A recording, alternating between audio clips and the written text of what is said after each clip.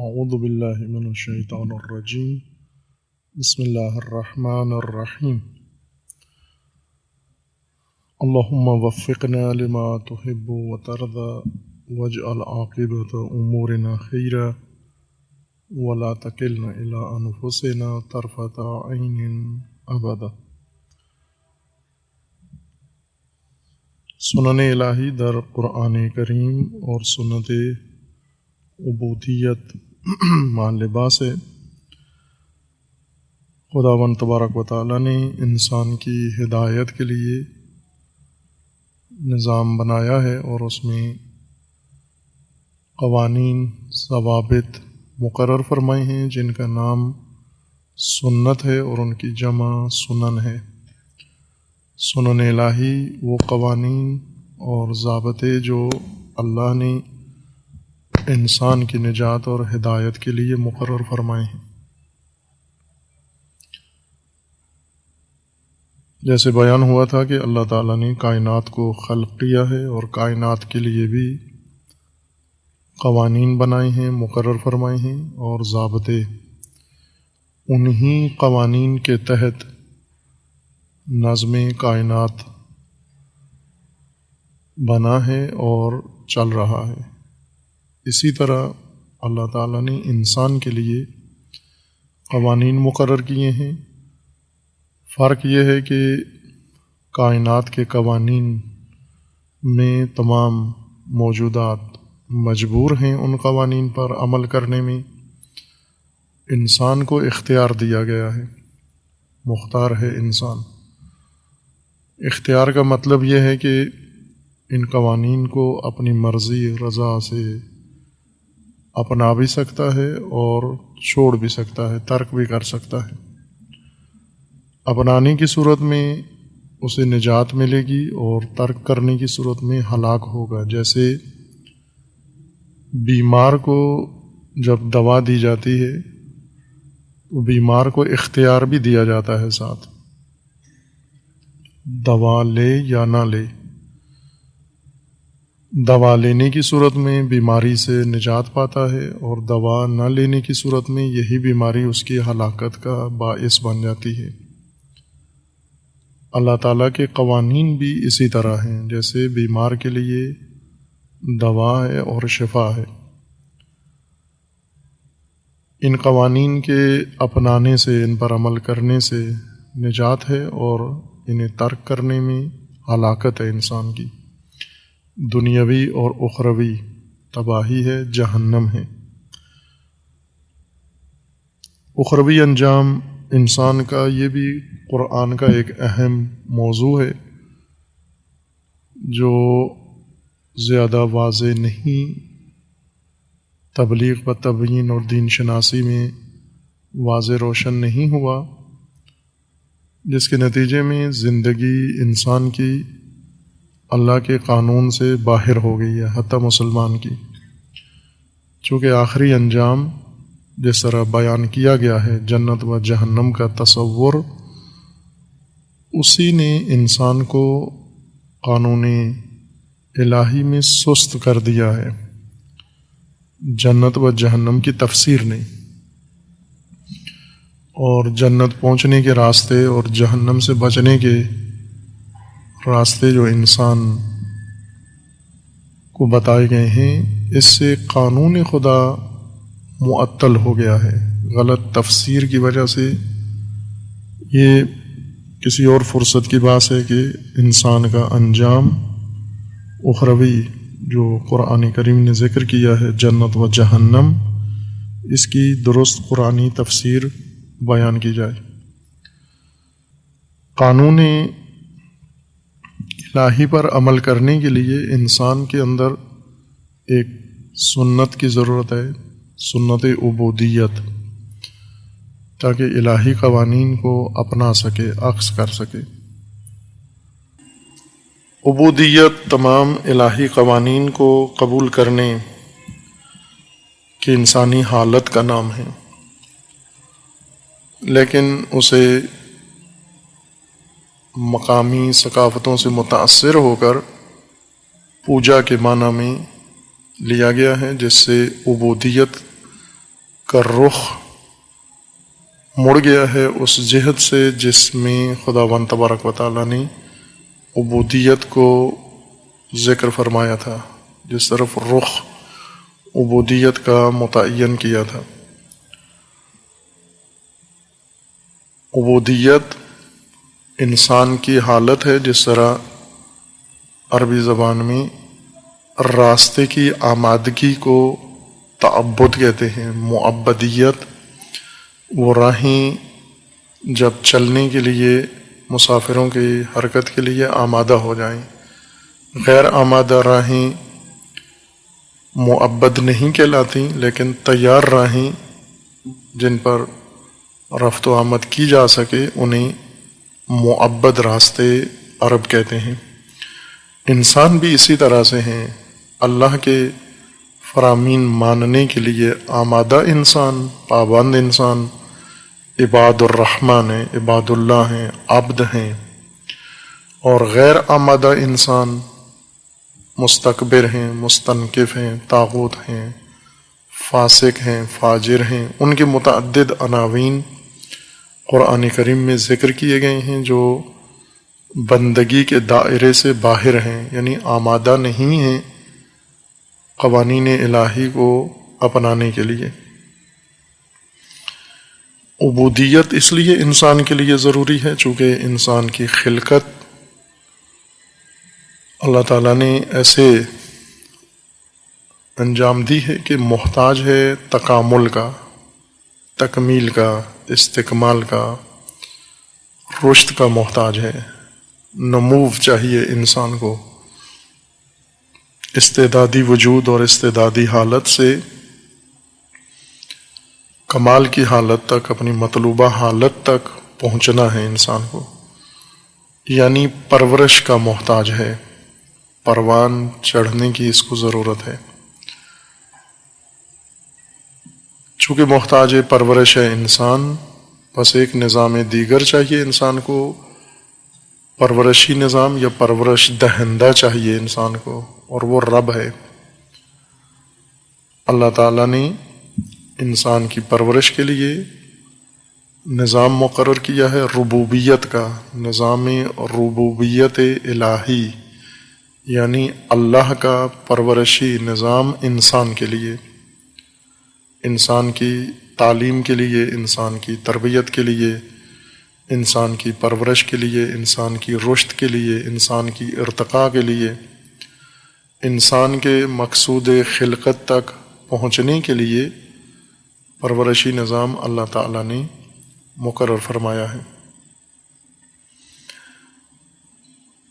ایک طرف یہ نظام ربوبیت ہے اور دوسری طرف انسان کے لیے سنت عبودیت ہے۔ عبودیت ربوبیت کو اپنانے کا نام ہے۔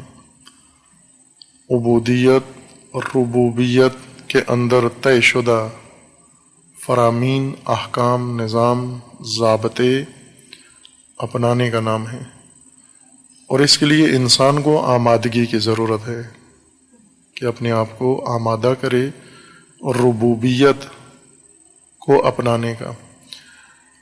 اگر الہی ربوبیت کو نہیں اپنائے گا تو اللہ کے علاوہ، رب کے علاوہ جو رب نہیں ہیں انہیں رب بنا لے گا، اس لیے کہ اس کو ربوبیت کی ضرورت ہے ہر صورت میں، ہر قیمت پر۔ یہ محتاج ربوبیت ہے، اور اگر الہی ربوبیت ترک کرے گا غیر الہی ربوبیت اختیار کرے گا۔ یہ یقینی ہے، یہ حتمی بات ہے، کوئی تیسری شک بیچ میں نہیں ہے کہ انسان اللہ کی ربوبیت بھی نہ اپنائے اور غیر اللہ کی ربوبیت بھی نہ اپنائے، اور ایسی لا تعلقی کی حالت میں ہو یا ربوبیت سے مطلقہ آزاد ہو۔ یہ انسان کے لیے ممکن نہیں ہے، انسان کے اختیار میں نہیں ہے ایسی تیسری حالت اپنانا جس میں کسی ربوبیت کے تحت نہ ہو۔ کسی نہ کسی کی ربوبیت کے تحت ہوگا، یا اللہ کی ربوبیت کے، یا اللہ کے علاوہ کسی اور کی ربوبیت۔ تاریخ انسان بھی ایسے بتاتی ہے کہ مختلف نسلیں، مختلف انسان، مختلف ایام میں اللہ کی ربوبیت میں بھی رہے ہیں، اور کچھ دوسرے اللہ کی ربوبیت سے نکل کر غیر اللہ کی ربوبیت میں بھی داخل ہوئے ہیں۔ انہوں نے کسی اور کو اپنا رب مانا ہے۔ رب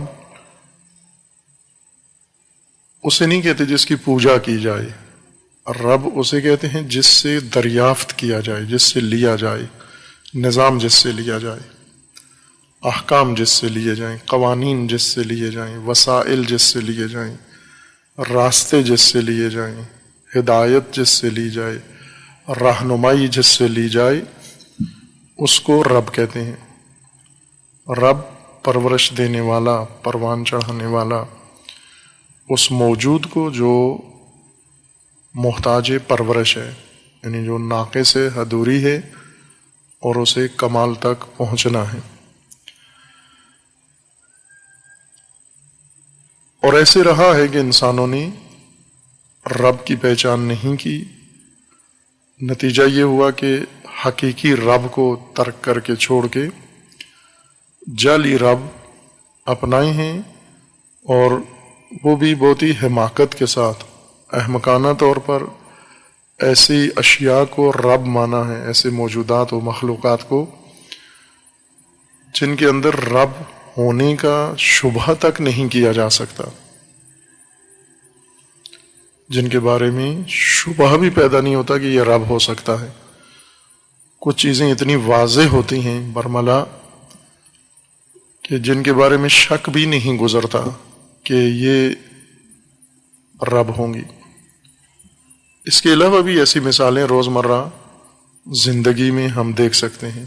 مثلا اگر چونٹی یا مچھر کو انسان دیکھے تو اس پہ شک بھی نہیں گزرتا انسان کا کہ یہ ہاتھی ہو سکتا ہے، ممکن ہے یہ ہاتھی ہو، ممکن ہے یہ چونٹی اونٹ ہو۔ کچھ چیزوں کو دیکھ کر شبہ گزرتا ہے کہ شاید یہ اونٹ ہو۔ مثلا کوئی زرافہ دیکھے اور اس کو شک ہو جائے کہ یہ اونٹ ہے، یا اگر کوئی گینڈا دیکھے اور اس کو شک ہو جائے یہ ہاتھی ہے، اگر کوئی دریائی گھوڑا دیکھے اور اسے شک ہو جائے یہ ہاتھی ہے۔ ان میں شک کی گنجائش ہے، جو کہ مشابہت ہے، مماثلت ہے، ملتی جلتی ہیں، جسہ ایک جیسا ہے اور جنگلی ہیں، ان میں شک گزرتا ہے انسان کو۔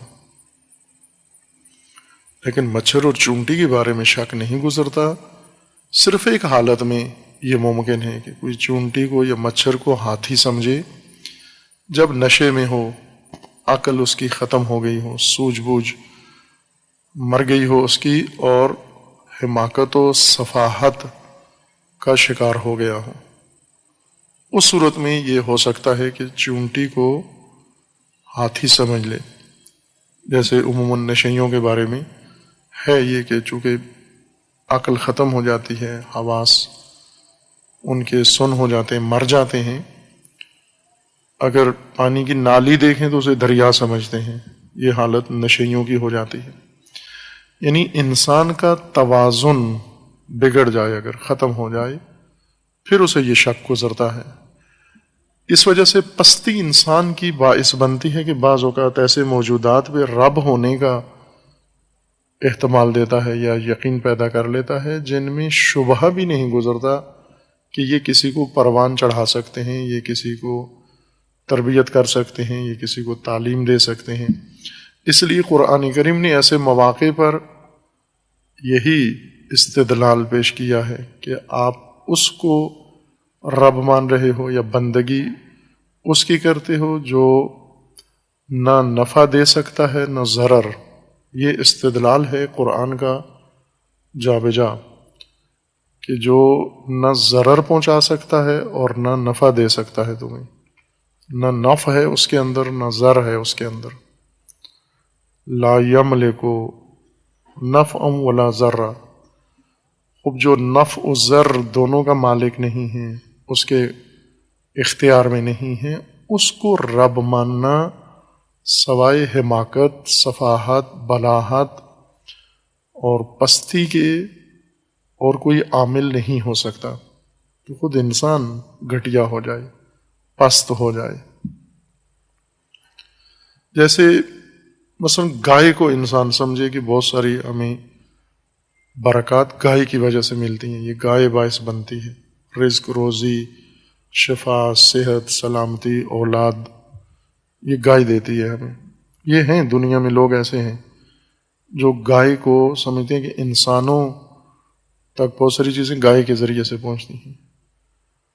میکسیکو میں گدھے کو سمجھتے ہیں، یہ گدھا ہمیں برکات و خیرات کا باعث بنتا ہے، گدھے کے ذریعے سے توفیقات انسان تک پہنچتی ہیں۔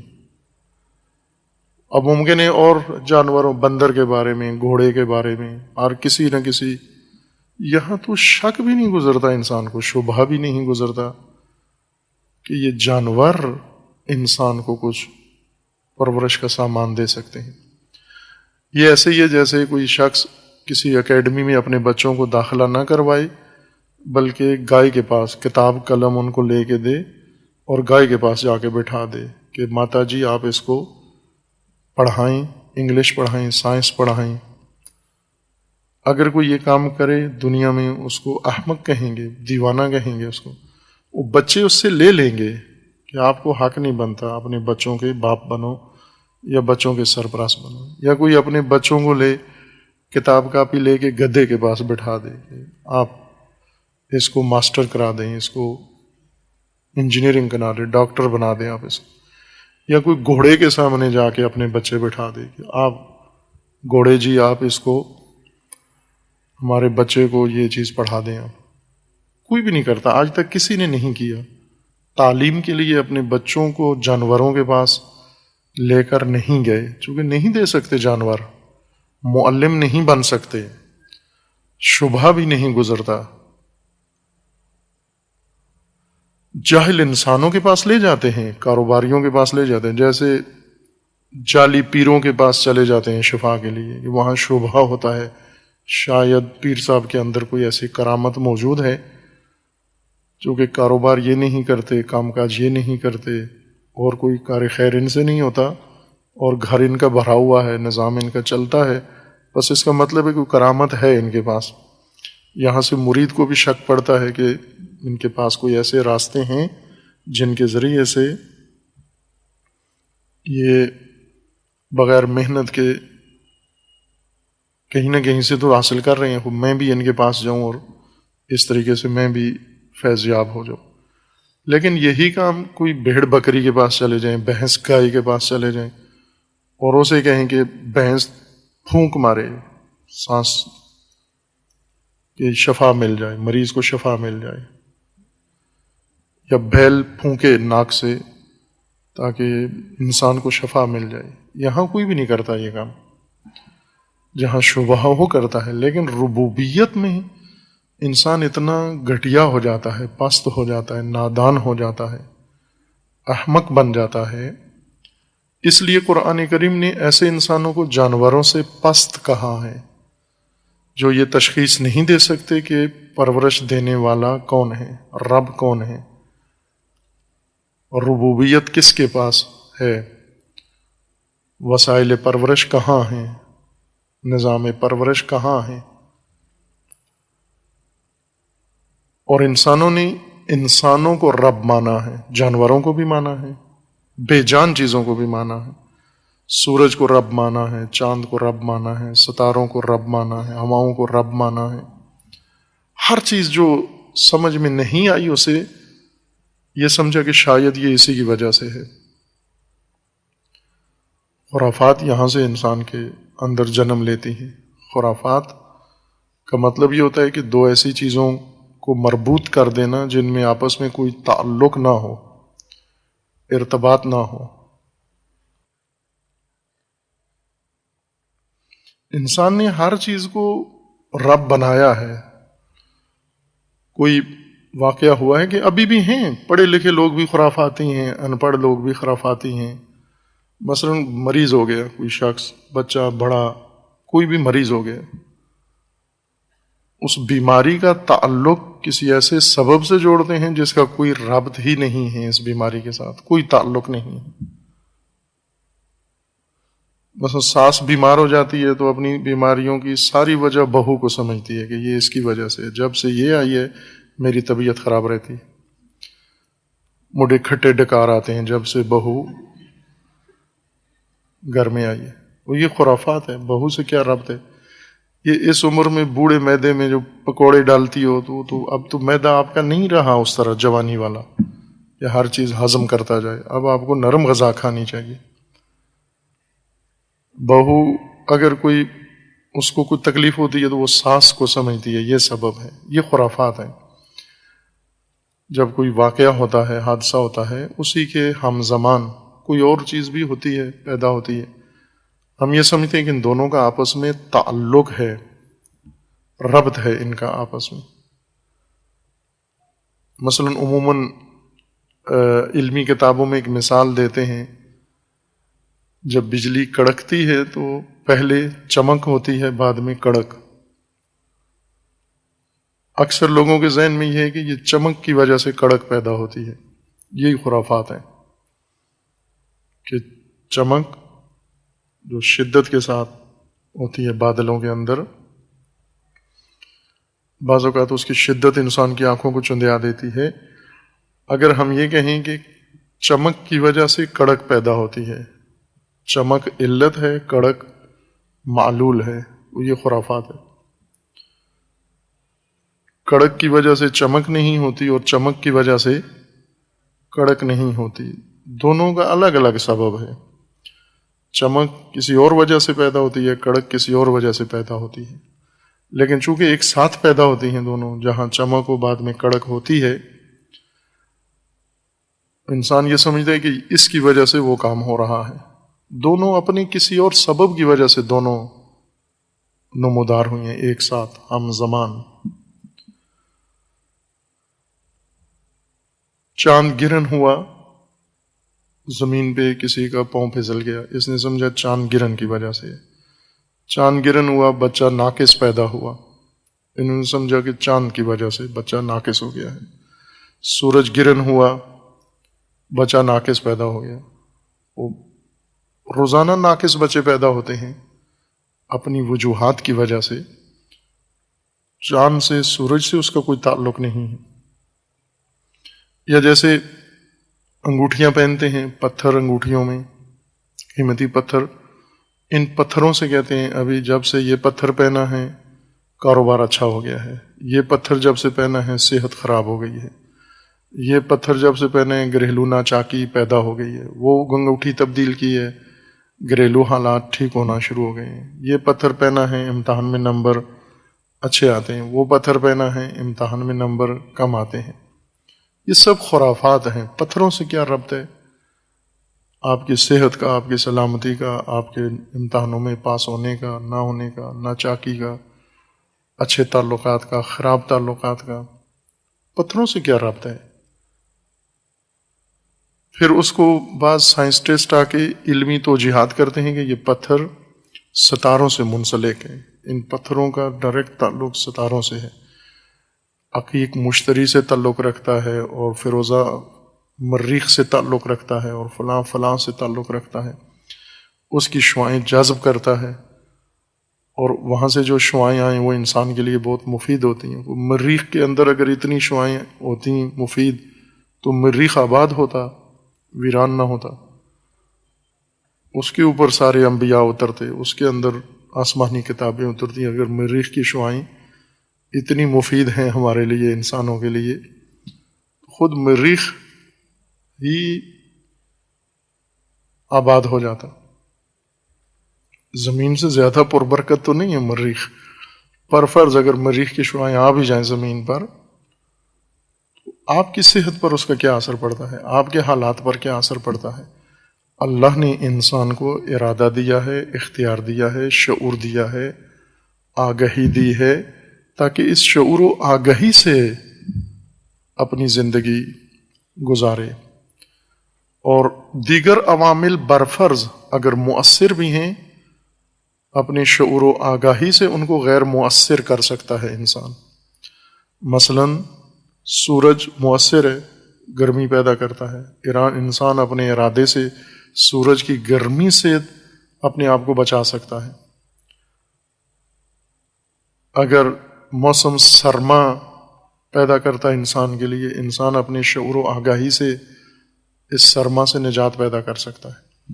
اگر طبیعیات نیچر کی طرف سے، قدرت کی طرف سے، قدرت سے مراد طبی اردو میں قدرتی چیزیں نیچر کے معنی میں استعمال کرتے ہیں۔ اردو کا اپنا خاص لفظ ہے، قدرت عربی لفظ ہے، قرآن میں بھی استعمال ہوا ہے، لیکن اردو میں اس کا اپنا الگ معنی ہے جو عربی سے تعلق نہیں رکھتا۔ قدرت عربی زبان میں فاعل کی فاعلی قوت کا نام ہے، جس کی مدد سے فاعل اپنی فاعلیت کو انجام دیتا ہے، فعل اس سے سرزاد ہوتا ہے، یا جس کے ذریعے، جس قوت کے ذریعے سے تسخیر کرتا ہے اس کو قدرت کہتے ہیں۔ لیکن اردو میں قدرت نیچر کو کہتے ہیں۔ یہ گھاس قدرتی ہے، پودے قدرتی ہیں، ہوائیں قدرتی ہیں، یہ قدرت اس کو اردو زبان میں کہتے ہیں۔ لہذا خلط نہ ہو، آپس میں الفاظ و معانی مخلوط نہ ہو جائیں۔ قدرت کی طرف سے جو کچھ ہوتا ہے انسان اس کو رد کر سکتا ہے، روک سکتا ہے۔ سیلاب آتے ہیں قدرتی، اور انسان بچ سکتا ہے، روک سکتا ہے۔ بکھرے ہوئے دریاؤں کو انسان ڈیم بنا کے کنٹرول کر لیتا ہے، آرام کر لیتا ہے۔ وحشی جانوروں کو رام کر لیتا ہے، سدھا لیتا ہے۔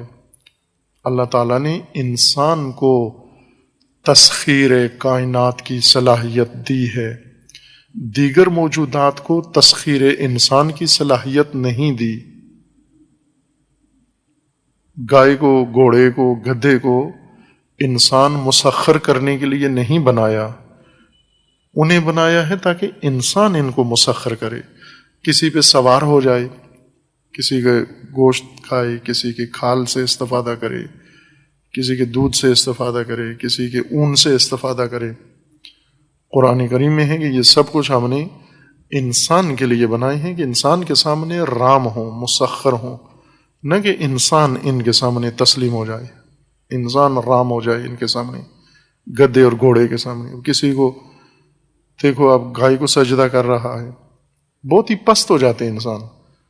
یہ جو گائے پرست ہیں شرمناک حد تک گائے کی پوجا کرتے ہیں اور گائے کی پرستش کرتے ہیں، گائے کا پیشاب پیتے ہیں شفا کے طور پر۔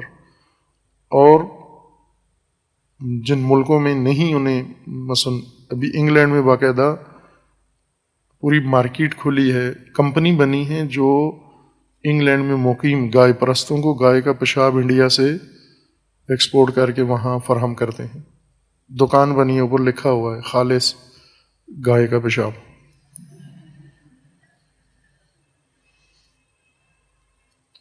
یہ بہت المیہ ہے۔ ابھی دیکھیں پڑھے لکھے لوگ ہیں، تعلیم یافتہ لوگ ہیں، لیکن بندگی خدا سے جب باہر چلا جائے انسان، ابدیت رب حقیقی کی نہ ہو، گھٹیا چیزوں کو رب مان لیتا ہے۔ اور یہ خرافات مسلمانوں کے اندر بھی ہیں۔ مثلا درخت، کتنے درخت ہیں مسلمانوں کے ہاں، مقدس درخت دیکھیں ہوں گے، آپ کے علاقوں میں ہوں گے مقدس درخت جن کے اوپر جھنڈے لگے ہوئے ہیں، منت کے دھاگے بندھے ہوئے ہیں، ناڑے بندھے ہوئے ہیں، آپ نے بھی باندھے ہوں گے۔ اب جب کہ آپ یہاں آئے ہیں تو آپ کے ماں باپ نے بھی شاید باندھے ہوں گے کہ بچہ سالم واپس آ جائے۔ مقدس درختوں سے انسان کو وہ فائدے ملتے ہیں، لکڑی ملتی ہے، سایہ ملتا ہے، پھل ملتا ہے۔ درخت ان چیزوں کے لیے ہیں اور ربوبیت کے لیے نہیں ہیں۔ درخت سے وہی اثر لو جو اس کے لیے خدا نے اس کو پیدا کیا ہے۔ انسان پست ہو جاتا ہے اگر عبودیت سے، عبودیت رب حقیقی سے نکل کے دور ہو جائے۔ یہ ابتدائی گمراہی ہے، ضلالت ہے، بہت نچلے درجے کی، ایک بہت اعلیٰ درجے کی گمراہی ہے ارباب بنانا، رب غیر الہی رب اختیار کرنا. یہ بہت ابتدائی درجے کی ہے جس میں ان پڑھ لوگ، بے شعور لوگ، بے وقوف لوگ، احمق لوگ مبتلا ہیں، غرق ہیں. ایک گمراہی ضلالت عبودیت میں جو قرآن کریم ذکر کرتے ہیں کہ بہت اعلیٰ درجے کی ہے. چونکہ اس گمراہی میں ایک خاندان، ایک فرد، ایک عورت یا مرد مبتلا ہو سکتے ہیں، دوسرے محفوظ رہ سکتے ہیں اگر چاہیں تو. ایک خطرناک گمراہی ربوبیت الہی سے دور ہو کر اور بندگی اختیار کرنا غیر اللہ کی، وہ ہے جس میں پوری امتیں مبتلا ہو جاتی ہیں اور سرزمین، ایک نسل بلکہ کئی نسلیں اس گمراہی کا شکار ہو کے نابود و ہلاک ہو جاتی ہیں. کہ جب انسان انسانوں کو رب مانتا ہے، ارباب مانتا ہے، اگر ربوبیت نہ ہو عبودیت کی ضرورت ہی نہیں ہوتی. عبودیت ربوبیت کے نتیجے میں. ربوبیت کیوں ضروری ہے؟ چونکہ انسان محتاج پرورش ہے، اس کو پروان چڑھنے کی ضرورت ہے. اگر ربوبیت نہ ہوتی جتنے پیدا ہوئے ہیں اتنے ہی رہتے ہیں. ہر ایک ہم میں سے ہر ایک پیدا ہوا ہے نا، پیدائش کے وقت کتنے تھے آپ؟ قد کتنا تھا؟ اگر ربوبیت نہ ہوتی، پروان چڑھنے کا نظام نہ ہوتا، چڑھانے کا، پرورش نہ ہوتی، رشد نہ ہوتی، نمو نہ ہوتی، ابھی سب اتنے ہی ہوتے. بڑا بھائی بھی اتنا ہی ہوتا، چھوٹا بھائی بھی اتنا ہی ہوتا. مثلا 1 درجن اولاد ہوئی ہیں، سب 1-1 فٹ کے وہاں. ربوبیت کے نظام نے اس 1 فٹ کو 9 انچ کو اب 9 فٹ کا بنا دیا ہے.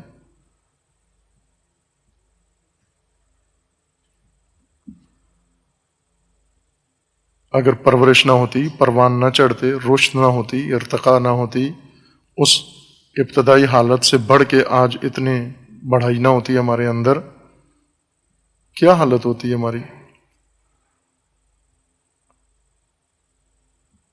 پرورش کے ذریعے سے سارا نظام انسان کا چلے گا، ربوبیت کے ذریعے سے، ربوبیت کے سائے میں. ربوبیت ہو اور عبودیت نہ ہو، انسان رب کے بنائے ہوئے نظام کو ماننے کے لیے تیار ہی نہ ہو، لینے کے لیے تیار نہ ہو.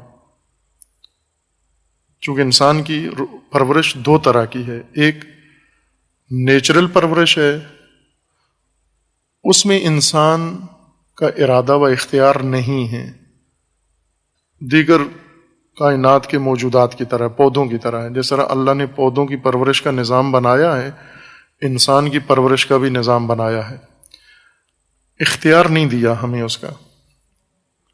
ایک پرورش انسان کی شخصیت کی پرورش ہے، اس کا اختیار دیا ہے، اس کے لیے قانون الگ بنایا ہے، جس قانون کے تحت ہماری جسمانی رشد ہوتی ہے، پرورش ہوتی ہے. یہ غیر اختیاری نظام ربوبیت ہے، اس میں ہمارا بس نہیں چلتا. ایک ہے شخصیت، انسان کی روح، انسان کے نفس اور شخصیت کی پرورش کا نظام، جس کے لیے اللہ نے آسمانی کتابیں اتاری، ہدایت کا نظام بنایا.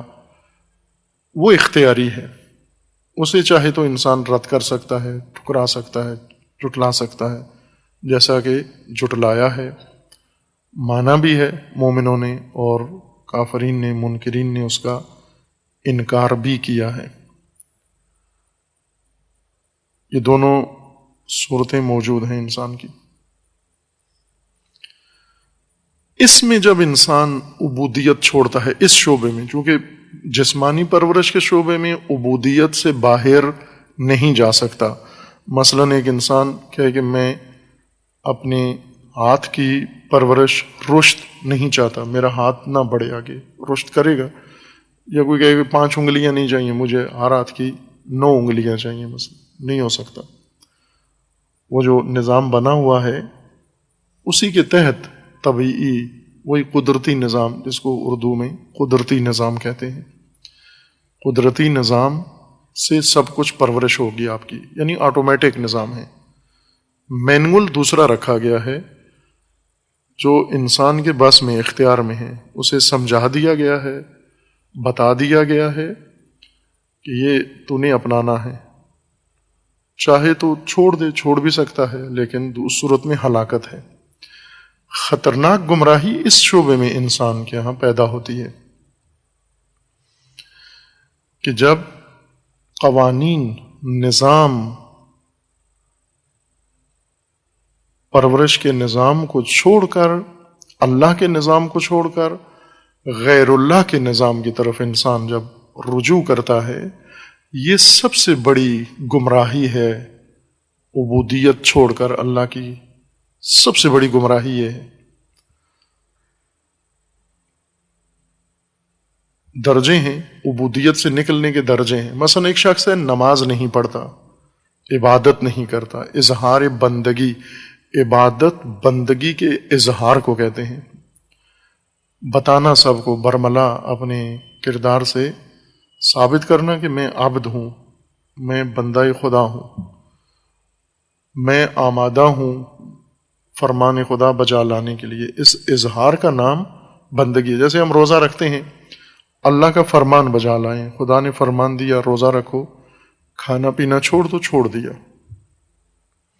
فوائد ہیں روزے کے، بہت عظیم مقصد ہے روزے کا، فلسفہ گہرا ہے روزے کا، لیکن سب سے بڑا نمایاں پہلو روزے کا اظہار بندگی ہے، اظہار عبودیت ہے کہ جس مولا کے، جس رب کے ہم بندے ہیں، ہم روزہ رکھ کر اظہار کر رہے ہیں کہ اس رب کا ہر فرمان ماننے کے لیے تیار ہیں۔ بھوکے ہیں، پیاسے ہیں، گرمی کی شدت ہے، کھانا موجود ہے، پانی موجود ہے، لیکن ہم نہیں کھا رہے۔ کیوں؟ کہ رب نے کہا ہے نہ کھاؤ، نہیں کھا رہے۔ یہ اظہار ہے اس بندگی کا، حالت کا۔ خدا نہ خواستہ، نعوذ باللہ، اگر کوئی نہ رکھے روزہ، جیسے یہاں اہل پنجاب اپنے آپ کو مکلف نہیں سمجھتے، میں بار بار اس لیے ان کا نام لیتا ہوں کہ تعجب کی حد تک یہاں روزے کی مخالفت ہوتی ہے، حیرت انگیز طور پر۔ سارے مسالک، ہر طبقے کے لوگ، مثلا آپ مزدوروں کو دیکھیں، شیعہ ہو یا سنی، روزہ نہیں رکھے گا۔ عام بازار میں جا کر دیکھیں، پوچھنے کی ضرورت نہیں ہے کہ شیعہ ہو یا سنی ہو، روزہ نہیں رکھے گا۔ شہر کے اندر، لاہور شہر میں، یہ سارے اس علاقے میں افسوسناک حد تک روزہ خوری ہوتی ہے، بہت افسوسناک حد تک۔ اور جیسا روایات میں ہے کہ جب اتنی کھلے بندوں اللہ کے فرمان کی مخالفت ہو تو اللہ کا عذاب نازل ہوتا ہے۔ وہ عذاب کسی حد تک ہے کہ ایک یہ کہ خدا ایسے لوگوں پر، ایسے حکمران مسلط کرتا ہے جو ان پہ رحم نہیں کھاتے۔ ایک عذاب یہ ہے کہ امن خدا ختم کر دیتا ہے ایسے لوگوں کے اندر جو اللہ کی بندگی کی مخالفت کرتے ہیں، امنیت ختم ہو جاتی ہے، ان کی کوئی چیز امن میں نہیں ہے، جان امن میں نہیں ہے، مال امن میں نہیں ہے، دین مذہب امن میں نہیں ہے، پیسہ، عزت، ناموس، کچھ بھی امن میں نہیں ہے، ناامنی زیادہ ہو جاتی ہے، محفوظ نہیں ہے۔ ایک چیز، افلاس زیادہ ان میں ہو جاتی ہے، فساد زیادہ ہو جاتا ہے۔ یہ عذاب الہی کی علامتیں ہیں نافرمانی کی صورت میں۔ روزہ اظہار بندگی کے لیے، اگر ایک شخص روزہ نہیں رکھتا، نعوذ باللہ،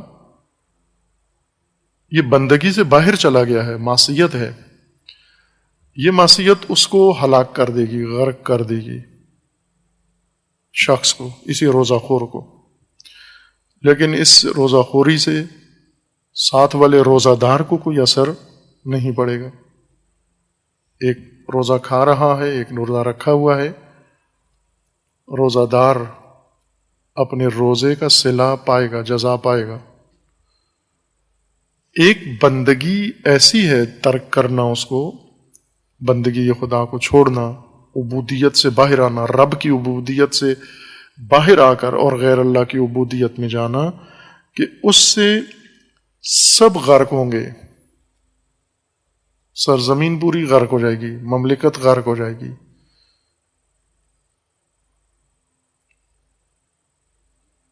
جیسے کشتی میں سوار لوگ شرارتیں کریں، ایک شرارت یہ ہے کہ کشتی کے اندر بیٹھے ہوئے چونگم کھا کے دوسرے کو چپکا رہے ہیں، اب اس سے کشتی نہیں ڈوبے گی، صرف ایک آدمی کے کپڑے خراب ہوں گے۔ اگر کوئی یہ کر رہا ہے غلطی، ایک دوسرے مومن کا، ایک دوسرے ساتھی کا، بھائی کا، اس نے لباس خراب کر دیا، نقصان کر دیا، ضامن ہے، اسے چاہیے وہ پورا کرے، اس سے کشتی نہیں ڈوبے گی۔ لیکن اگر کوئی شخص جہاں بیٹھا ہوا ہے وہیں چونگم نہیں چپکاتا وہاں سیٹ کے ساتھ، بلکہ وہیں سوراخ کر دیتا ہے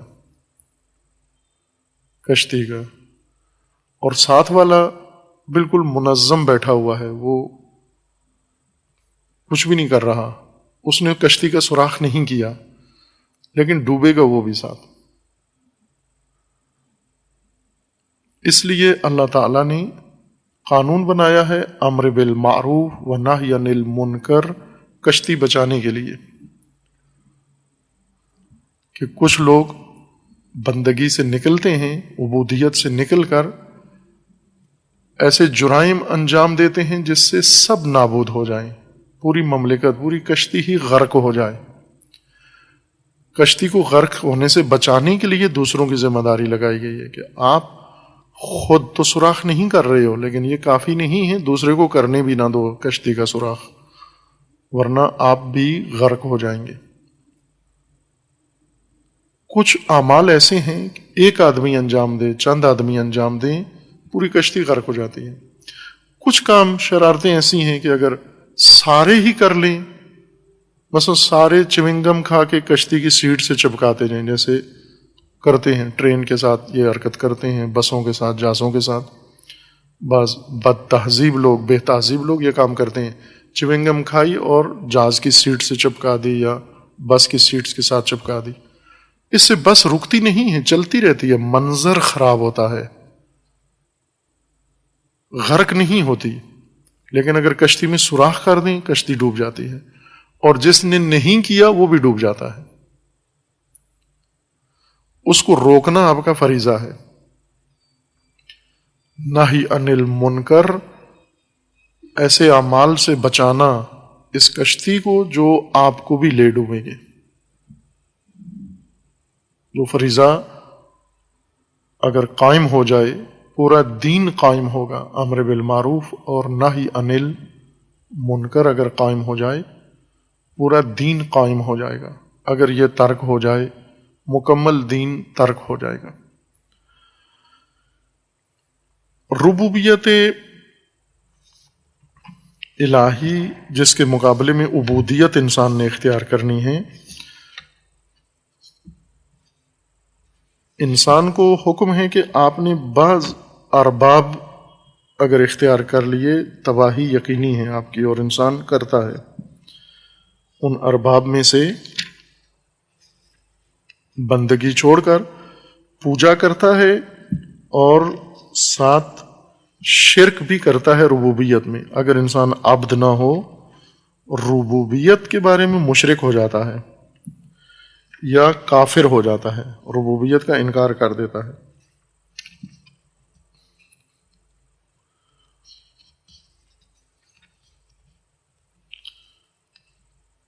قرآن کریم میں سب سے زیادہ تکرار ہونے والی صفت اللہ تعالیٰ کی یہی رب ہے۔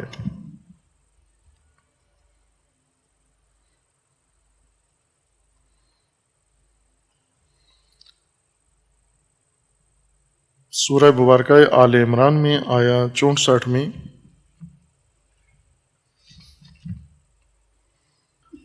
اہل کتاب کو فرمان ہے، قل، اہل کتاب کی طرف رسول اللہ کو فرمان ہے، اہل کتاب کی طرف آپ کیا دعوت دیں، انہیں کیا پیغام بھیجیں۔ قل یا اہل الکتاب، اے اہل کتاب، اہل کتاب وہ قومیں ہیں جن کو آسمانی کتاب ملی ہے، جن کی طرف شریعت اتری ہے، نبی آئے ہیں، جیسے عیسائی ہیں، یہود ہیں، ان کو اہل کتاب کہا گیا، یا بعض کے مطابق مجوس بھی ہیں، چونکہ بعض جگہ قرآن میں ان کا بھی ذکر ساتھ آیا ہے، یا صائبین ہیں جن کے لیے اہل کتاب کے ساتھ ان کا بھی ذکر آیا ہے۔ یہ 3-4 مذاہب یا اقوام اہل کتاب کے زمرے میں آتے ہیں۔ انہیں دعوت دیں آپ یہود و نصارہ کو، تعالوا الی کلمۃ سواء بیننا و بینکم الا نعبد الا اللہ۔ اگر آپ کسی سے ملتے ہیں، قریب ہوتے ہیں، اتحاد کرتے ہیں، وہ اتحاد بندگی پہ کرو، دعوت بندگی کو دو۔ اہل کتاب رسول اللہ کو رسول نہیں مانتے، قرآن کو اللہ کی کتاب نہیں مانتے، لیکن اپنے نبی کو مانتے ہیں، اپنی کتاب کو مانتے ہیں، انجیل و تورات کو اللہ کی کتاب مانتے ہیں، قرآن کو نہیں مانتے۔ رسول اللہ کو رسول نہیں مانتے، لیکن حضرت عیسیٰ و حضرت موسیٰ علیہ السلام کو مانتے ہیں۔ انہیں یہ دعوت دی جا رہی ہے کہ آپ آئیں، ہم آپس میں معاہدہ کرتے ہیں، ایک ہوتے ہیں، ایک کلمہ سوا مشترک امر پر ہم آپس میں اتفاق کرتے ہیں، بیننا و بینکم، اور وہ ہے بندگی، اللہ نعبد الا اللہ، اللہ کے علاوہ کسی کی بندگی نہیں کرنا۔ یہ قرآن کا حکم ہے، اے رسول آپ دیگر ادیان، دیگر مذاہب، دیگر فرق، دیگر اقوام، سب کو دعوت دو، سب کو قریب کرو، آپ ان کے قریب ہو، لیکن نقطۂ قربت کیا ہو، کس بات پہ ان کو دعوت دینی ہے، اور آپ نے کس بات پہ ان کے قریب ہونا ہے، اور وہ یہ کہ اللہ کے علاوہ کسی کی بندگی نہیں کرنی۔ رب فقط خدا ہے اور عبودیت فقط اللہ کے لیے۔ اگر اس بات پہ وہ آپ سے متفق ہو جاتے ہیں، اللہ کی بندگی پر، کچھ اور کاموں میں آپ سے اختلاف رکھتے ہیں، کوئی حرج نہیں ہے، اس ایک نقطے پر آپ انہیں لے آئیں، یہی نقطہ آپ کو ان کے قریب انہیں آپ کے قریب کرے گا، اور باقی امور جن میں آپ کے اختلاف ہے ان میں بھی آپ ایک ہو جائیں گے۔ چونکہ جب دو بندے اللہ کے بندے اکٹھے ہو جاتے ہیں، اتفاق کرتے ہیں آپس میں کہ ہم اللہ کے علاوہ کسی کا فرمان نہیں مانیں گے، یہ تمام امور میں متفق ہو جائیں گے۔ اگر یہ معاہدہ کر لیں کہ فرمان اللہ کے علاوہ کوئی اور فرمان نہیں کسی کا مانیں گے، یہ تمام امور میں بہت قریب تمام امور میں متفق ہو جائیں گے، متحد ہو جائیں گے۔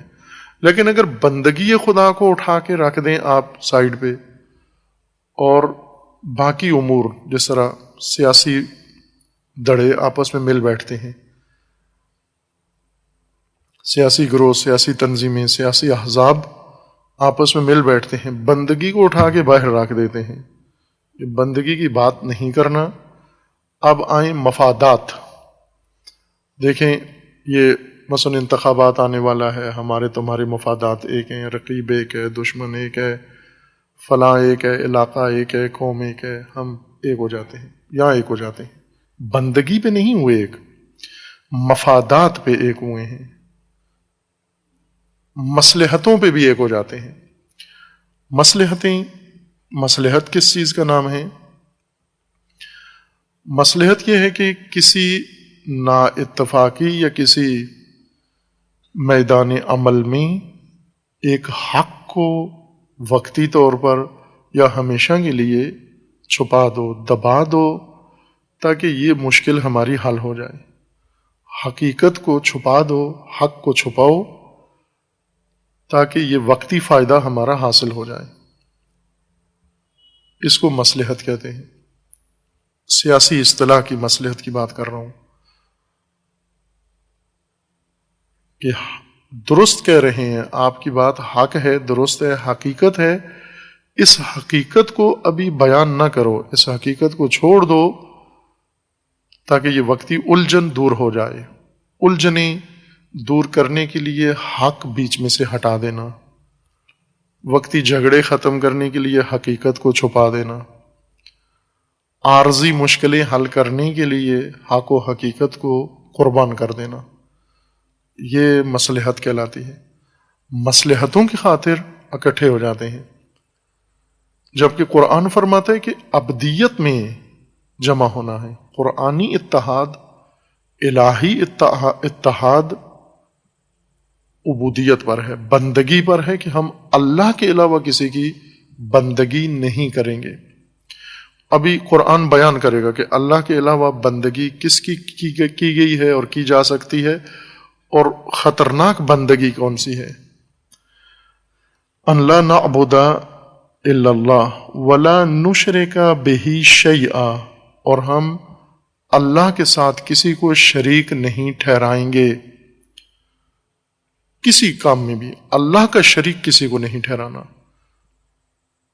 کیونکہ بگاڑ سارا یہیں سے پیدا ہوتا ہے۔ جب اللہ کا شریک انسان ٹھہراتا ہے، مشارکت دیتا ہے، شرکت، پارٹنرشپ، یعنی ایک چیز جو اللہ کی ہے اسے اللہ کی طرف بھی نسبت دینا اور اللہ کے علاوہ بھی کسی کی طرف نسبت دینا، کہ اللہ بھی ہے اور آپ بھی ہو، خدا بھی ہے اور فلاں بھی ہے، یہ شرک ہے۔ یہ یا وہ کام جو اللہ نے انجام دینا ہے، رب نے انجام دینا ہے، وہ غیر رب سے توقع رکھنا، امید رکھنا، یہ شرک ہے۔ ولا نشرک بہ شیئا، ہم اللہ کے ساتھ کسی کو شریک نہ ٹھہرائیں۔ اور تیسری چیز جس پہ اتحاد کرنا ہے، چونکہ ہم اللہ کی بندگی کریں گے، وہ بھی اس پہ ممکن ہے سارے سائن کر دیں، دستخط کر دیں، ٹھیک ہے، ہم اللہ کے علاوہ کسی کی بندگی نہیں کرتے، تو اس کے جو مقابل شکیں ہیں ان کا راستہ بھی بند کرنا، ان پہ کراس لگانا ہے کہ یہ کام نہیں کرنے، اللہ کی بندگی پر اتفاق کرنا ہے۔ وَلَا يَتَّخِذَ بَعْضُنَا بَعْضًا أَرْبَابًا مِّن دُونِ اللَّهِ، ایک دوسرے کو ارباب نہیں بنانا، اختیار نہیں کرنا، ایک دوسرے کو ارباب نہیں ماننا۔ یہ نہ ہو کہ اہل کتاب کہیں ٹھیک ہے ہم اللہ کی بندگی پر اتفاق کرتے ہیں، اور اس کے بعد رسول اللہ کو کہیں گے ٹھیک ہے آپ، اس کے بعد آپ رب ہیں ہمارے، ہم چھوڑ دیتے ہیں اپنا سلسلہ، آپ رب ہیں ہمارے۔ خوب یہ گمراہی ہے اگر رسول اللہ کو نعوذ باللہ رب مان لے۔ رسول اللہ کو رسول ماننا ہے، اللہ کا نبی ماننا ہے، اللہ کا فرستادہ ماننا ہے، رب نہیں ماننا، رب اللہ کو ماننا ہے، فقط خدا۔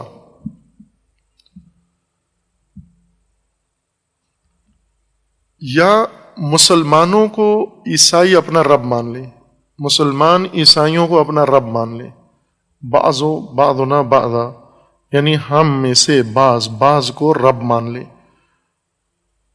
کچھ لوگ کچھ لوگوں کو رب مان لیں، انسان انسانوں کو رب مان لیں۔ یہ اس گائے بھینس سے زیادہ خطرناک ہے۔ یہ یعنی وہ لوگ جو گائے کی پوجا کرتے ہیں، گھوڑے گدے کی پوجا کرتے ہیں، ان سے زیادہ خطرناک معصیت یہ ہے انسان انسانوں کو جب رب مانتے ہیں۔ چونکہ گائے لا یملک ضرا ولا نفعا، گائے جس کی ماتا بنی ہوئی ہے خود اسی کی محتاج ہے کہ وہ اس کو گھاس دے تو گائے کا پیٹ بھرے گا، اگر وہ اسے نہ دے تو گائے بھوک سے مر جائے گی۔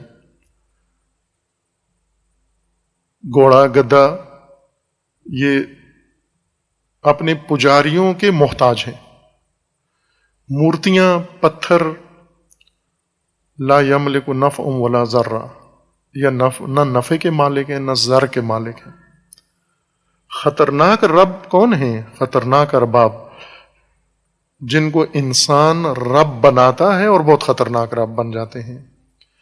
مورتیاں نہیں ہیں، پتھر نہیں ہیں، مجسمے نہیں ہیں، مندروں میں رکھی ہوئی چیزیں یہ زیادہ خطرناک نہیں ہیں، گائے بھینس خطرناک نہیں ہے، گدھا گھوڑا خطرناک نہیں ہے. سورج چاند ستارے لا یملک نفع ولا ضرہ. قرآن کا فرمان ہے کہ یہ کیسے رب ہے، احمقوں کیسے رب بنائے ہیں تم نے، نہ نفع پہنچاتے ہیں نہ ضرر پہنچاتے ہیں، نہ ضرر تم سے دور کرتے ہیں نہ ضرر تمہیں پہنچاتے ہیں، نہ نفع تم سے دور کرتے ہیں نہ نفع پہنچاتے ہیں، چونکہ ایسا مالک نہیں ہے نفع و ضر کے. خطرناک رب کون ہیں؟ جو نفع نقصان پہنچا سکتے ہیں تمہیں، وہ خطرناک رب ہیں، اور وہ انسان ہیں. انسان جب انسانوں کو رب بناتے ہیں، مانتے ہیں، یا انسان انسانوں کے رب بنتے ہیں، سب سے بڑا خلل عبودیت میں یہ پیدا ہوتا ہے. رب سے مراد اب یہاں ایک اور بھی فرق ہے. اشیاء کو رب ماننا اور جانوروں کو رب ماننا، فلکیات کو رب ماننا، زمین کے اوپر موجود درخت و شجر و حجر کو رب ماننا، جس طرح کرتے ہیں انسان جب گر جائے. ان کو رب ماننے کی ایک ہی وجہ ہے کہ جب انسان گر جائے مقام انسانیت کے، جیسے قرآن کہتا ہے کہ یہ اب انسانیت سے گر گئے ہیں، مویشی اور ان سے پستر ہیں، گھٹیا ہیں بہت. اس صورت میں انسان اشیاء کو رب مانتا ہے، پستی کی وجہ سے، گھٹیا ہو جانے کی وجہ سے. لیکن جب انسان انسانوں کو رب بناتے ہیں اور انسان انسانوں کے رب بن جاتے ہیں، اس میں یہ فرق ہے کہ اشیاء کو اس نے رب تو مانا ہے، لیکن اشیاء کی طرف سے ربوبیت ہوتی نہیں اس کے لیے، چونکہ اشیاء لا یملک نفع ولا ضرہ. فرمان نہیں آتا، دستور نہیں آتا، حکم نہیں آتا، نظام نہیں آتا، آئین نہیں آتا، کچھ بھی اشیاء کی طرف سے نہیں آتا.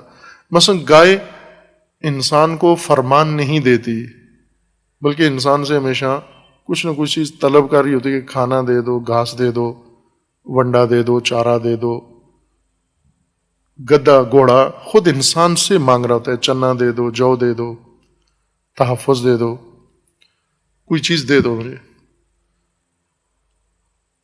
فرمان نہیں ہے. انگوٹھیاں انسان کو فرمان نہیں دیتی، یہ نگین، یہ فیروزے، یاقوت، یہ انسان کو حکم نہیں دیتے. بس ان کی ربوبیت چونکہ مالک زر و نفع نہیں ہے، ان کی ربوبیت انسان کی پستی کی علامت ہے، گھٹیا پن کی علامت ہے، بے شعوری کی علامت ہے. ان کو رب ماننا، ان کی ربوبیت سے مراد یعنی ان کو رب ماننا انسان کی پستی کی علامت ہے، نافہمی، بے شعوری کی علامت ہے. اور انسانوں کو رب ماننا اس لیے خطرناک ہے کہ انسان انسانوں کو اللہ کے مقابلے میں باقاعدہ احکام صادر کرتے ہیں، نظام بنا کے دیتے ہیں، فرمان دیتے ہیں. پتھر فرمان نہیں دیتے، انسان فرمان دیتے ہیں.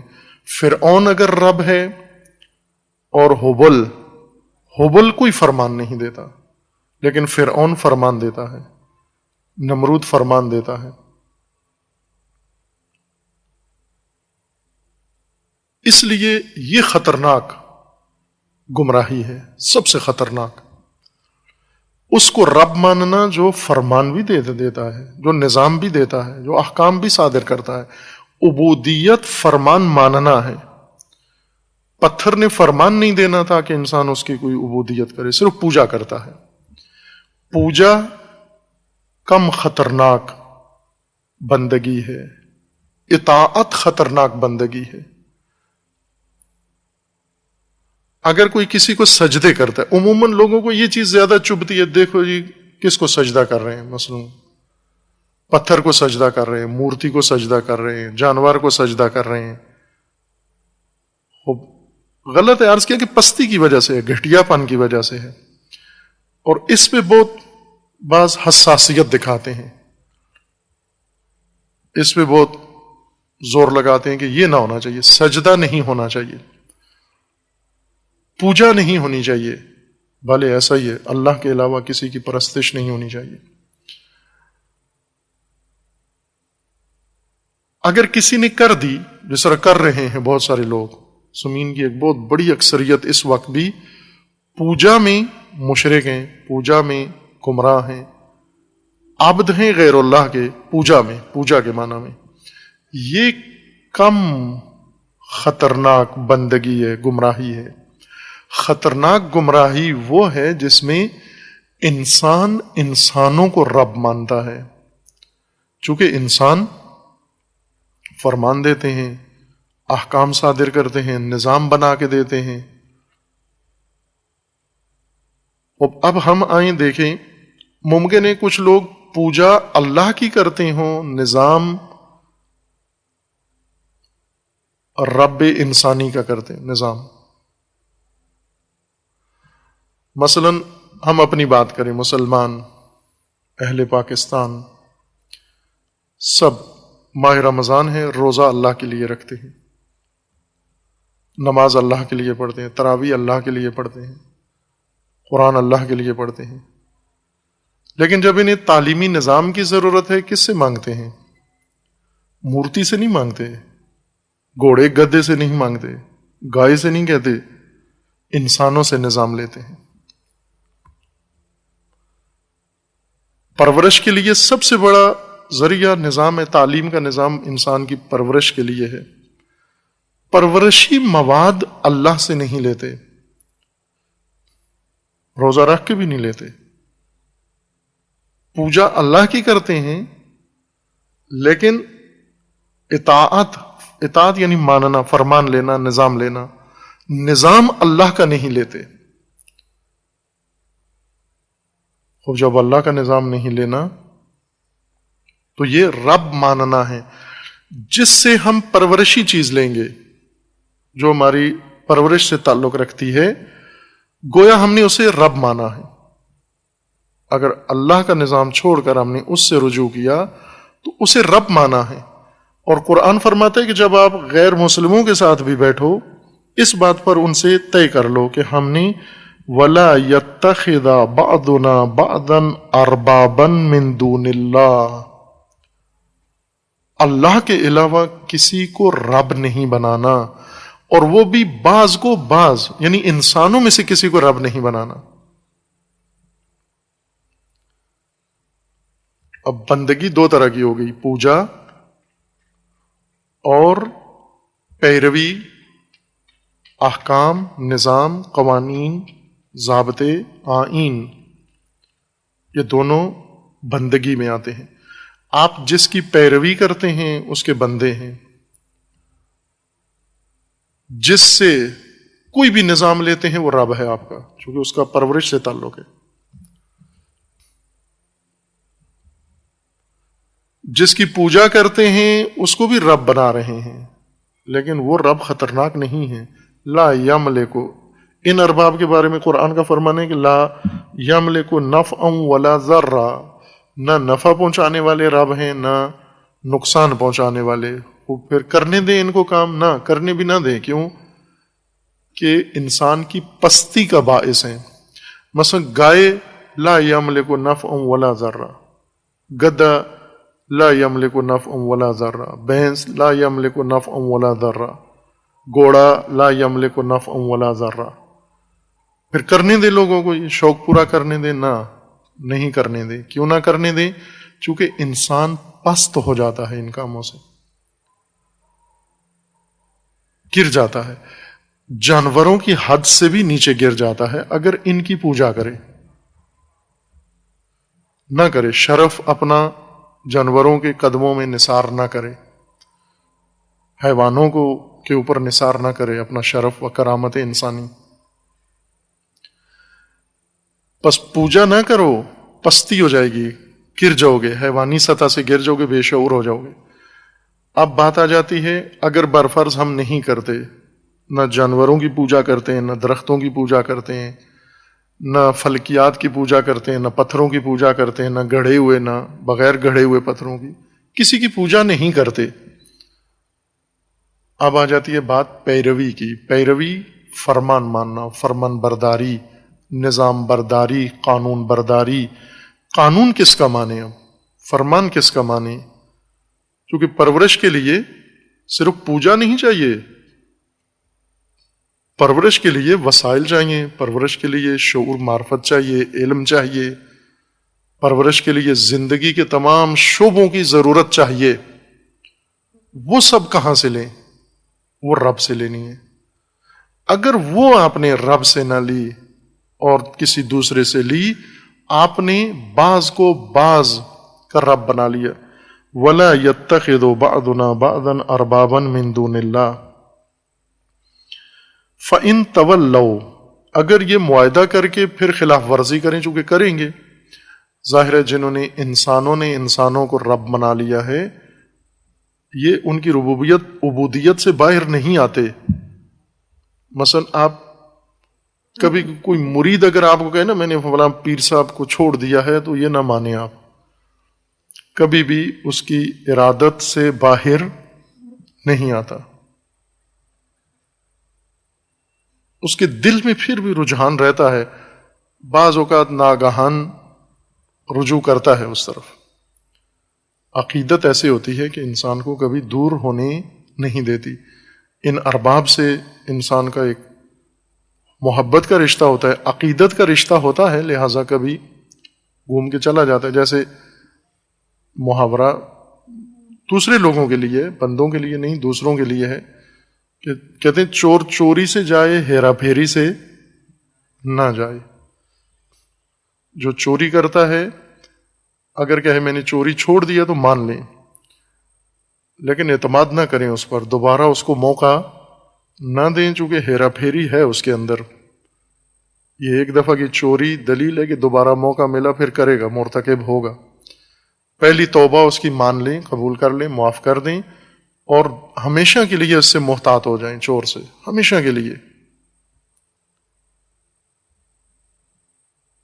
بھروسہ کرنا آپ کی غلطی ہے، حماقت ہے. جو ایک دفعہ کسی کو رب مان لے، یہ محبت آخر تک تا دیر اس کے دل میں رہتی ہے. اگر یہ پھر جائیں اپنے وعدے سے، فَإِن تَوَلَّوْا فَقُولُوا، جیسے بتوں کے جو معتقد تھے پجاری، ایمان لے آئے، توبہ کی، انہوں نے استغفار کی، رسول اللہ کے ہاتھ پہ مسلمان ہوئے، لا الہ پڑھا، اللہ کی بندگی قبول کر لی. رسول اللہ نے حکم دیا اب ان بتوں کو توڑنا ہے، مسمار کرنا ہے. فتح مکہ کے موقع پر سارے بت توڑ دیں. یہی جو مسلمان ہو چکے تھے، یہی آئے وفد بنا کر رسول اللہ کے پاس وساطت کے لیے کہ خوب یہ کلچرل میراث ہے، ورثہ ہے، ہمارا کلچرل ورثہ ہے، اس کو رہنے دیں یادگار. پوجا نہیں کریں گے، ایک میوزیم بنا کے رکھ دیں، کسی کوٹھڑی میں بند کر دیں ان کو. چونکہ انہیں بہت سخت محسوس ہو رہا تھا کہ اب ہمارے خدا توڑ دیے جائیں گے. مانے بن رہے تھے، رسول اللہ سے التجا کرتے تھے کہ توڑے نہیں ان کو. اور حضور کو معلوم تھا کہ بتوں کی محبت اشربو فی قلوبہم العجل، گسالہ کی محبت ان کے دلوں میں رچ بس گئی ہے. گسالے اس طرح ہوتے ہیں، رچ بس جاتی ہے ان کی محبت دلوں میں. اس لیے جب حضرت موسیٰ نے بنی اسرائیل کو کہا گائے ذبح کرو، تو وہ ان کا موڈ نہیں تھا ذبح کرنے کا، چونکہ گائے کی محبت ان کے دلوں میں رچ بس گئی تھی. کتنی مشکل کے بعد موسیٰ علیہ السلام نے ان سے گائے ذبح کروائی، ٹال مٹول کے بعد، ہیل حجت کے بعد، بہانے کرنے کے بعد، پھر آخرکار.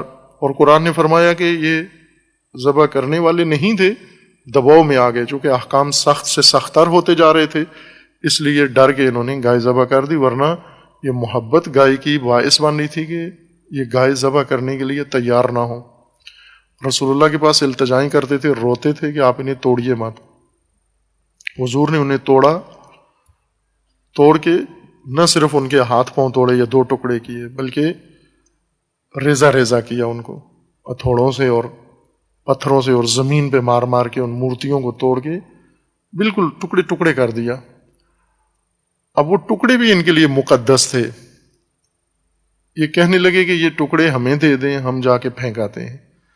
انہوں نے کیا کرنے تھے؟ وہ ٹکڑے تبرک کے طور پر تعویذ بنا کے گلے میں لٹکا لینے تھے. محبت تھی ان کی، عرصہ تک آبا و اجداد ان کے ان کی پوجا کرتے رہے ہیں. اب وہ ٹکڑے چاہتے تھے کہ یہ تقسیم کر دیے جائیں تاکہ سب جا کے پھینکائیں کسی دریا میں یا دفن کرائیں. حضور نے فرمایا نہ، انہیں نہیں دینا یہ ٹکڑے. مسجد الحرام کے دروازے میں جہاں سے رفت و آمد زیادہ تھی، جو آبادی کی طرف جو دروازہ تھا، اس دروازے میں رسول اللہ نے فرمایا کہ ادھر گڑھا کھودیں اور سارے پتھروں کے بتوں کے ٹکڑے اس میں دفن کریں، اور فرمایا کہ اب اس کے بعد جو بھی مسجد الحرام میں داخل ہوگا وہ اسی دروازے سے داخل ہو. اس دروازے کا نام ہے باب الشیبہ. شیبہ، باب الشیبہ ابھی بھی مستحبات میں سے کہ پہلی دفعہ جو حج کرنے جائے تو اس کے لیے بہتر ہے کہ وہ باب شیبہ سے داخل ہو. باب شیبہ، مسجد الحرام کے کئی دروازے ہیں، اب زیادہ ہو گئے ہیں. پرانے دروازوں میں سے جو چند دروازے تھے ان میں باب شیبہ اہم ہے. کیوں اہم ہے؟ چونکہ اس میں نیچے یہ پتھر ٹوٹے ہوئے ان کے ٹکڑے دفن ہیں، اور ان کو پائمال کرنا پاؤں سے یہ ضروری ہے تاکہ محبت ان کی دلوں سے نکل جائے. پائمال کرو ان کو. انسان جب انسانوں کو ارباب مانتا ہے، ان ارباب کی محبت رہتی ہے اس کے دلوں میں، آخرکار پھر لوٹ جاتا ہے. اگر یہ اس طرح سے کہیں فَقُولُوا اشْهَدُوا بِأَنَّا مُسْلِمُونَ، اگر یہ پھر جائیں اس معاہدے سے تو آپ ان کو کہہ دو کہ گواہ رہنا کہ ہم مسلمان ہیں، ہم اللہ کی بندگی کے سامنے تسلیم ہیں، اللہ کی ربوبیت کے سامنے تسلیم ہیں. خوب، یہ ایک معاہدہ تھا. اب آل عمران، سورہ آل عمران آیا 80 میں خداوند تبارک و تعالیٰ نے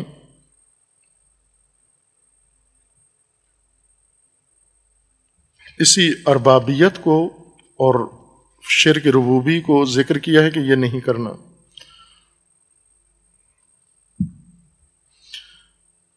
آیا 79 جو پہلے پڑھی ہے، آیا 80 اس کے تتمہ ہے. ما کان لبشر ان یؤتیہ اللہ الکتاب والحکم والنبوۃ ثم یقول للناس کونوا عبادا لی من دون اللہ ولكن كونوا ربانیین بما کنتم تعلمون الکتاب وبما کنتم تدرسون. کسی بشر کو یہ حق نہیں بنتا کہ اس کو اللہ کتاب دے، نبوت دے، حیثیت دے، شخصیت دے، حاکمیت دے، دینی مقام دے، شخصیت پوسٹ دے اس کو، اور اس کو بہانہ بنا کر اور اس کو ذریعہ بنا کر لوگوں کو کہے کہ اے لوگوں میرے بندے بنو. اللہ کی نہیں، میرے بندے بنو. یہ نہیں کر سکتا، بلکہ چاہیے اس کو کہ وہ لوگوں کو ربانی بنائے. کونوا ربانیین، ربانی بنو. بما کنتم تعلمون الکتاب و بما کنتم تدرسون، تعلیم کتاب و درس و تدرس سے آپ ربانی بنو. ولا یأمرکم، اور اس شخص کو حکم اجازت نہیں ہے، اس دینی شخصیت کو. یہاں نمونے کے طور پر ذکر کیا گیا ہے کہ اگر کوئی شخص کسی بشر کو خدا کتاب دے، حکومت دے و نبوت دے، یہ آگے تک جاری ہے. مثلا امامت دے، مرجعیت دے، رہبری دے، دینی حیثیت دے، شخصیت دے، ممبر پہ ہو، محراب میں ہو، مدرسے میں ہو، مسجد میں ہو، دینی شخصیت ہو اگر، اور دین اس کو اعتبار دے، لوگوں کے اندر دین اس کو کوئی حیثیت دے، عزت و احترام دے اور وسیلے دے، دینی بجٹ ہو اس کے پاس، یہ اس کے ذریعے سے لوگوں کو اپنا پیروکار نہ بنائے، عبادن لی نہ کرے کہ میرے پیروکار بنو. ظاہر ہے کہ دینی شخصیت کی پوجا نہیں کی جاتی، پیروی کی جاتی ہے. دینی شخصیت کو کیا چاہیے کہ ربانی بنائے. کتاب ہے تو یہ نہ کہے دیکھا اللہ نے مجھے کتاب دی، کسی اور کو نہیں دی، بس جو میں کہتا ہوں وہ مانو. یہ نہ کہے، بلکہ یہ کہے کہ دیکھو اللہ نے مجھے کتاب دی، جو کتاب میں ہے وہ مانو، جو رب فرما رہا ہے وہ مانو، اور میں تمہیں فقط رب کا فرمان پہنچاؤں گا، اپنی طرف سے کچھ بھی نہیں کہوں گا، اپنی ذات کی طرف نہیں بلا رہا، رب کی طرف بلا رہا ہوں. اپنا پیروکار نہ بنائے، رب کا پیروکار بنائے، رب کی طرف بلائے، ربانی بنائے. اگر کسی دینی شخصیت معلم ہے، اگر وہ یہ نہ کہے کہ میری پیروی کرو، مجھے مانو، میرے پیروکار بنو، میرے نام لیوا بنو، میرے طرفدار بنو، میرے حامی بنو، نہ ربانی بنو، رب کا فرمان مانو، اللہ کا فرمان مانو، اللہ کا نظام مانو۔ ولا یامرکم، اور یہ شخص یہ امر نہیں کر سکتا جس کو دینی حیثیت حاصل ہے، چونکہ دینی حیثیت جب کسی کو حاصل ہو جاتی ہے لوگ آنکھیں بند کر کے اس کی بات مانتے ہیں۔ آنکھیں بند نہیں کرنی، آنکھیں کھول کے دینی شخصیت کی بات مانیں، کوئی بھی ہو، نبی ہیں، امام ہیں، ان کے نائبین ہیں، ان کے اوصیاء ہیں، آپ کے اپنے میں سے جو تعلیم یافتہ ہیں، دین پڑھے ہوئے ہیں، مراجع ہیں، رہبر ہیں، علماء ہیں، مدرسین ہیں، معلمین ہیں، ائمہ جمعہ ہیں، ائمہ جماعت ہیں، قرآن کے معلمین ہیں، سب پڑھانے والے جن کی دینی حیثیت ہے، یہ جس کی دینی حیثیت ہے، یہ دیکھو کہ یہ کیا کر رہا ہے۔ آیا اپنی طرف مثلا حضرت عیسیٰ کو لوگوں نے رب ماننا شروع کر دیا، رب کا بیٹا ماننا شروع کر دیا۔ خداوند تعالیٰ نے عیسیٰ سے پوچھا، عیسیٰ آپ نے لوگوں کو کہا ہے کہ یہ آپ کو ابن اللہ مانے، آپ کو رب مانے، آپ کو خدا مانے، آپ نے کہا ہے؟ اللہ کے علم میں تھا کہ عیسیٰ نے نہیں کہا، لیکن لوگوں کو متوجہ کرنے کے لیے کہ یہ گمراہی لوگوں کے اندر پیدا ہوئی ہے، یہ خود لوگوں کے اندر پیدا ہوئی ہے، بے شعوری کی وجہ سے عیسیٰ کو اللہ کا بیٹا مانتے ہیں، یہ خدا مانتے ہیں، ورنہ عیسیٰ ہرگز یہ کام نہیں کر سکتے کہ میرے بندے بنو، چونکہ عیسیٰ لوگوں کو ربانی بنانے کے لیے آئے ہیں۔ وہ اسی طرح دیگر دینی شخصیات جتنی بھی یا منسوب ہیں اللہ کی جانب سے، جس طرح انبیاء اور ائمہ ہیں، یا قانون الہی کے مطابق ان کو دینی حیثیت حاصل ہے، یہ سب دینی حیثیت سے فائدہ اٹھا کر اپنی ذات کی طرف نہیں بلا سکتے۔ یہ نہیں کہہ سکتے میرے مقلد بنو، میرے پیروکار، جو میں کہتا ہوں وہ مانو، جو اللہ کا فرمان ہے، جو رب کا فرمان ہے، جو خدا کا فرمان ہے وہ مانو آپ۔ وَلَا يَأْمُرَكُمْ أَن يَتَّخِذُوا الْمَلَائِكَةَ وَالنَّبِيِّينَ أَرْبَابًا، یہ دینی شخصیات اگر آپ کو کہیں ملائکہ کو رب مانو، مت مانو ان کی بات۔ مَا كَانَ لِبَشَرٍ، کسی بشر کو حق نہیں پہنچتا اللہ سے نبوت لے، حکومت لے، کتاب لے، حیثیت لے، شخصیت لے، اور پھر اس اعتبار سے جو اس کو حاصل ہوا ہے لوگوں کو یہ کہے کہ ملائکہ کو خدا مانو، یہ فلاں فرشتہ تمہارا رب ہے۔ نہیں کہہ سکتا یہ بات، اگر کہے لوگ جان لیں کہ چونکہ اللہ کی ربوبیت کی طرف نہیں بلا رہا، بس اپنی رسالت انجام نہیں دے رہا، اپنی بات درست وظیفہ اپنا ادا نہیں کر رہا۔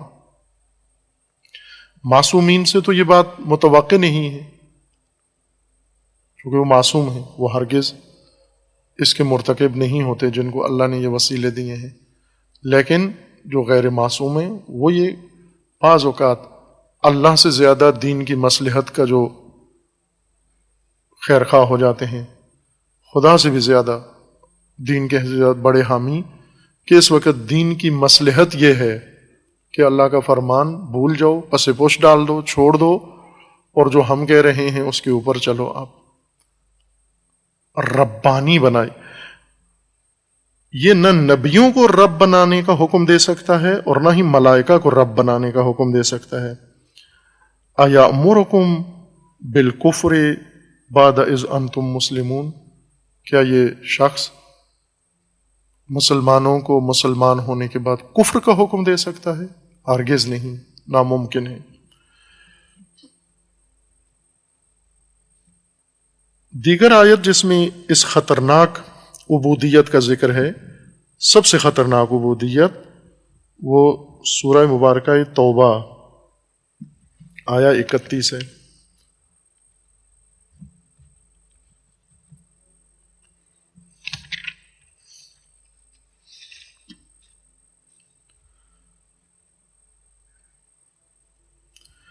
وقالت آیت 30 میں ہے، وقالت الیہود عزیر ابن اللہ، عزیر ابن اللہ ہیں، معاذ اللہ، عزیر نبی ہیں اللہ کے، اور یہود معتقد ہیں کہ یہ اللہ کے فرزند ہیں، بیٹے ہیں.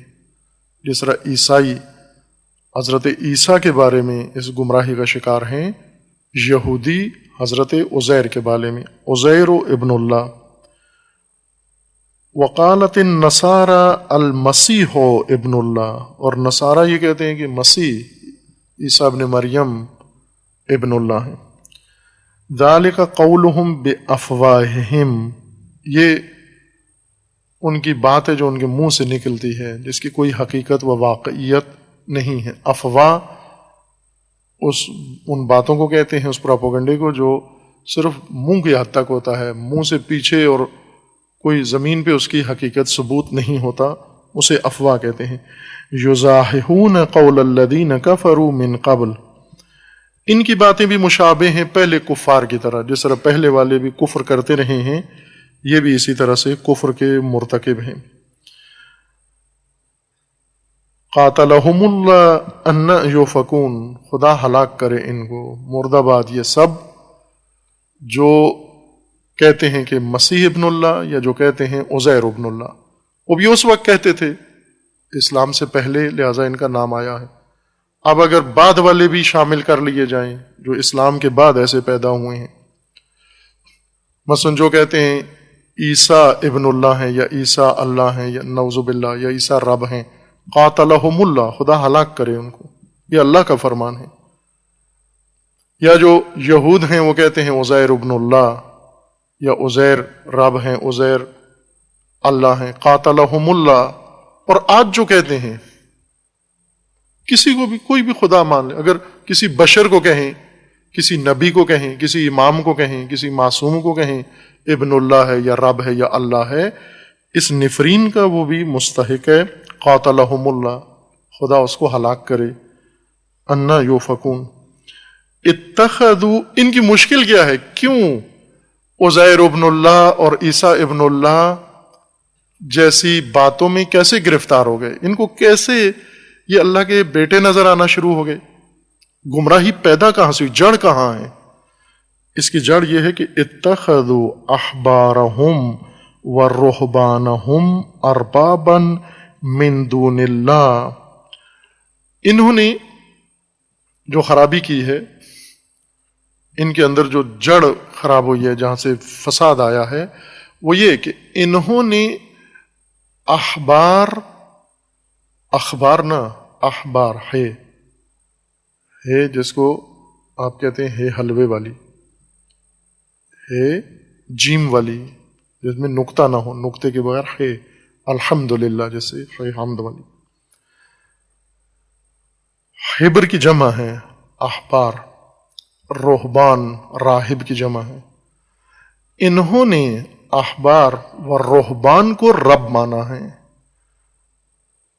حبر ان کے اور راہب، ان لوگوں نے پہلے ان کو رب مانا ہے، اور جب انہیں رب مانا ہے، انہوں نے ان کو جو تعلیمات دی ہیں اس میں یہ شامل تھا کہ عزیر ابن اللہ اور عیسیٰ ابن اللہ. یہ گمراہی یہاں سے شروع ہوئی ہے، حبر اور راہب کو رب ماننے سے گمراہی پیدا ہوئی ہے. والمسیح ابن مریم، اور مسیح ابن مریم کو رب مانا. وما امروا الا لیعبدوا الہا واحدا، ان کو حکم یہ تھا کہ یہ الہ واحد کی بندگی کریں گے. لا الہ الا ہو سبحانہ عما یشرکون، اللہ کے علاوہ، اس ذات کے علاوہ کوئی الہ نہیں ہے، منزہ ہے ان نسبتوں سے جو یہ مشرک اس ذات کی طرف منسوب کرتے ہیں. یہ آیا ربوبیت کے باب میں خطرناک ترین گمراہی کو ذکر کر رہی ہے.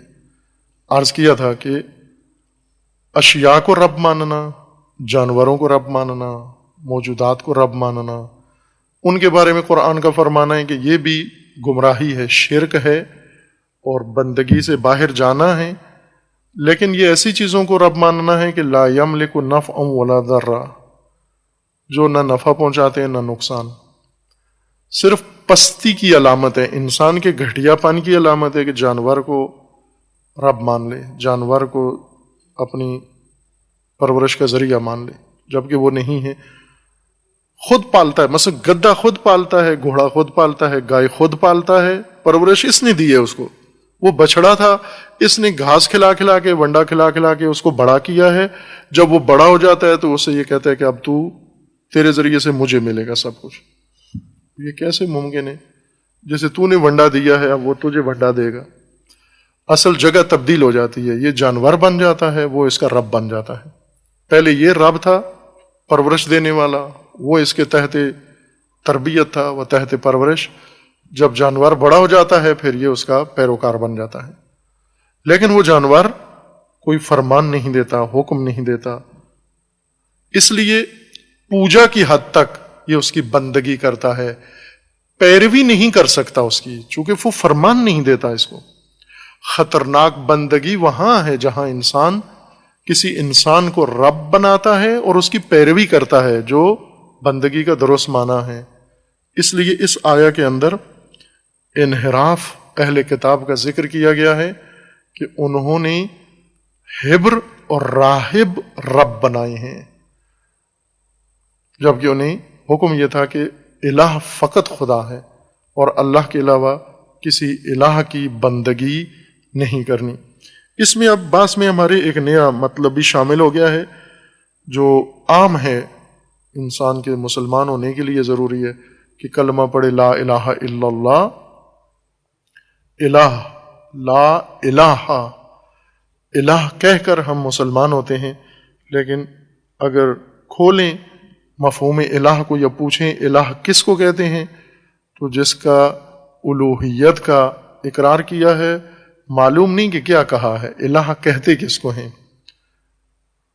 عموماً ترجمہ الہ کا معبود کر دیتے ہیں، سوائے اللہ کے کوئی اور معبود نہیں ہے۔ اس مطلب کو بھی کھولنا پڑے گا تاکہ صحیح طور پر وضاحت ہو جائے کہ انسان میں انحراف بندگی میں کہاں سے پیدا ہوتا ہے، شروع کہاں سے ہوتا ہے، اور اس کو صد کرنے کی ضرورت ہے، روکنے کی ضرورت ہے۔ انشاءاللہ بعد میں یہ بیان کریں گے۔ صلی اللہ علیہ وسلم۔